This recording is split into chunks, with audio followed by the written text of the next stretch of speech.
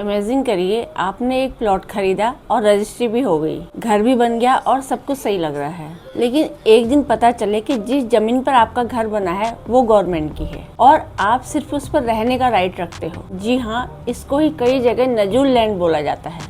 आज की वीडियो में हम सिंपल लैंग्वेज में समझेंगे नजूल लैंड क्या होती है, ये बनती कैसे है, इसमें क्या खतरा होता है। नमस्कार दोस्तों, मैं advocate Beena Joshi, currently practising in Supreme Court and Uttarakhand High Court. सबसे पहले एक बात क्लियर कर देते हैं, नजूल लैंड कोई इलीगल लैंड नहीं होती है, ये एक गवर्नमेंट कंट्रोल लैंड कैटेगरी होती है। प्रॉब्लम तब होती है जब लोग बिना समझे इस प्रॉपर्टी को खरीद लेते हैं। आइए सरल भाषा में समझते हैं। नजूल लैंड वो जमीन होती है जो किसी कारणवश प्राइवेट ओनरशिप से निकालकर गवर्नमेंट कंट्रोल में आ गई हो। लेकिन यहाँ एक इंटरेस्टिंग बात यह है, कई बार गवर्नमेंट उस लैंड को लोगों को यूज करने के लिए दे देती है, कभी लीज पर, कभी कमर्शियल यूज के लिए, कभी रेजिडेंशियल पर्पस के लिए।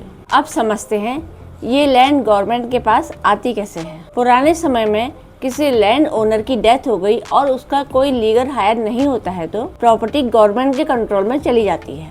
ब्रिटिश टाइम और इंडिपेंडेंस के बाद कई रियासतों की जमीन गवर्नमेंट के कंट्रोल में आ गई। उनमें से काफी प्रॉपर्टीज बाद में नजूल लैंड की कैटेगरी में आ गई। तीसरा पॉइंट, अगर कोई ओनर गवर्नमेंट का रेवेन्यू या टैक्स नहीं दे पाता था तो कुछ केसेस में लैंड अटैच या सीज भी हो जाती थी।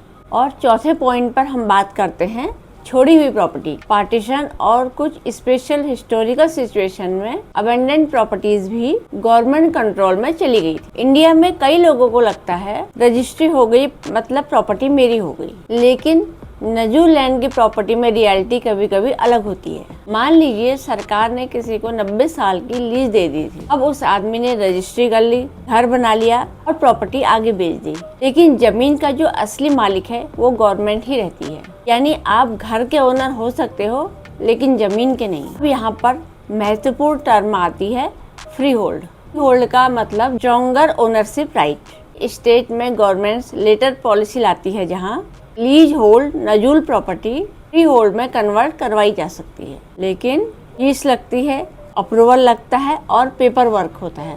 अगर आप कोई जमीन देखने जा रहे हैं या खरीदने जा रहे हैं तो ये कुछ जरूरी चीजें पहले पता करिए। कहीं लैंड नजूल कैटेगरी में तो नहीं है, और नजूल लैंड में दो चीजें बड़े ध्यान से देखिए, कहीं उसकी लीज एक्सपायर तो नहीं हो गई है या होने वाली है या रेन्यूअल पेंडिंग है, तो ऐसी जमीन से दूरी बनाकर रखिए।